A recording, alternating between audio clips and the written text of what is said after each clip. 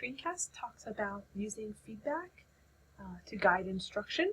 So I wanted to start off by talking about or posing the question, why do we love video games, or why do our students love video games? So check out a video game and we'll talk about what it means.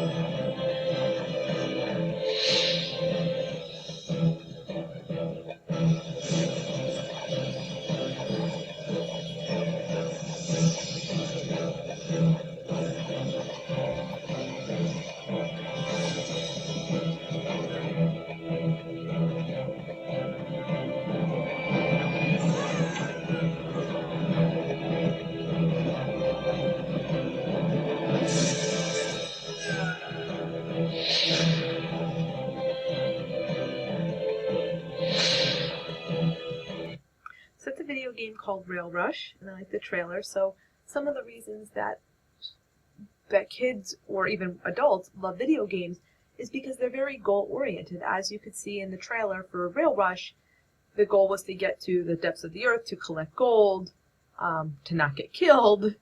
So there's a lot of goals that one would have when playing a video game. So whether it's to beat the game, to get to the next level, and everybody's different in terms of setting their own goals when they play a video game.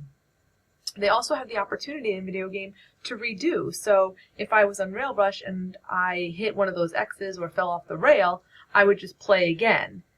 And the most important thing of why people like video games is because of the instant feedback. So if I were to fall off the rail, I know that spot is coming, or I know that that is there, so next time I will try to avoid it or do something differently.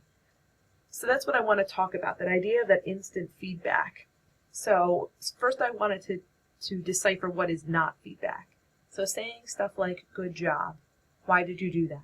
Try harder. Next time post questions on the help board. Your story about ants? I love ants. Much better. You want to use a different approach, or you'll soon be doing excellent work. Those are all examples of what feedback is not. So if that's not feedback, what is feedback? Feedback is useful information on one's effect, results, or impact given a specific or known goal.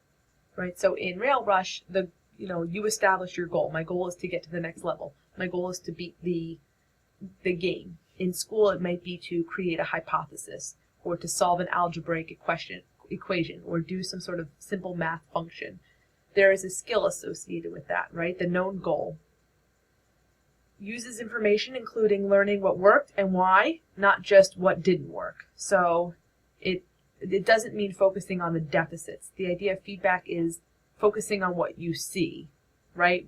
What is there and what is not there, so that they know what they're doing right versus what they're not doing right.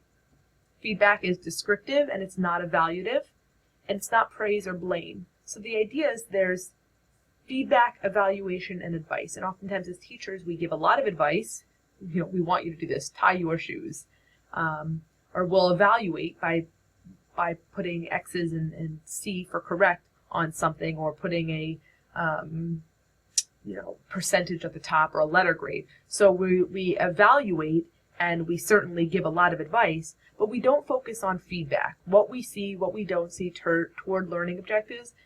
And so that's what I want to talk about for the next couple of slides, is examples of feedback. So an example of feedback: while you were presenting, 21 students were on task, 4 students were off task, as reflected in texting under the desk or reading something other than materials being discussed. And those are just statements of what they see. So it's just data. This is what I see. And then you can decide from there, after given the feedback, what you want to do with that. So while you were presenting, 21 students were on task, 4 were off task. To me, I might evaluate that saying, my God, that's amazing, because normally I have 10 that are on task and 11 or 15 that are off task. Or I may say, you know what, that's actually not great, because normally I have all 25 on task. No one laughed when you made a joke about thin people. They laughed heartily at your homework joke. So that's oftentimes how comics work, right? It's that instant feedback. When they tell a joke and people are laughing, that's immediate feedback that what they said was funny. They didn't, have to ask for an evaluation. They didn't have to ask for advice. 8 kids frowned when they saw the grade on the paper. 4 crumpled up the paper upon receipt. So that is the feedback, and then you can determine from there the evaluation and the advice. So another example would be, I see that your shoelace is untied. That's feedback. Do you want my advice? Tie your shoe. So that's the difference between feedback, evaluation, and advice. And advice and evaluation are useful information on what to do to improve the performance based on the feedback and the goals. So they may not know what to do, right? So if I say, I see that your shoelace is untied, they might then say, well, what am I supposed to do? And then you can give the advice to say, based on the goal of having a tied shoelace, I would suggest you tie your shoe. And value is placed on performance, right? Good, poor, etc. Then you can say whether something was good or bad. And in my classroom, what I did was I gave the feedback. The students knew the learning goals or the objectives, and then they evaluated themselves based on what I saw in their work on, if they thought it was good or bad and how they would evaluate themselves.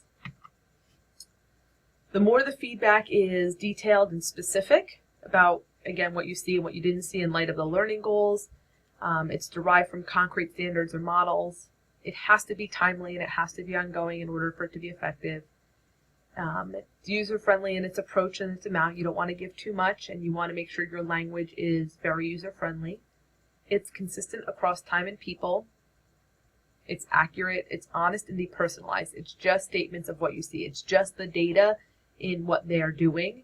And if you have all that, the more likely it'll be understood, accepted, and useful. And students will like feedback then because you're just giving them information and then helping them figure out what to do with it. So instead of writing for something is right or wrong, because they might not know, or half credit. Well, what did I write was wrong? What did I write that was correct? By giving feedback, they can then figure that out. So feedback is a very useful tool and something that takes time to practice as a teacher in the classroom and according to student work. So I would suggest starting with the learning goal first, with that learning goal, looking at a student's work and then giving feedback according to the learning goal, and then let them evaluate and then seek advice accordingly.